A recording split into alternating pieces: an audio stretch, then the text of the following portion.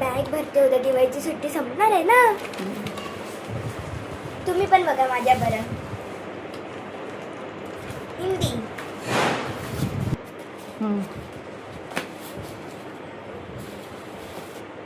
हां. आता मी ह्या कप्प्यात माझी टेक्स्टबुक टाकणार आणि दुसऱ्या कप्प्यात माझे वर्कबुक आणि नोटबुक. बघा आम्हाला किती वजन घेऊन जायला लागतं.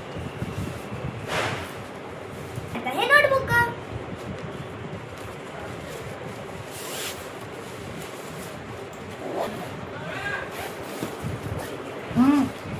असं वेगळं वेगळं ठेवलं ना ते बुक लवकर सापडतं.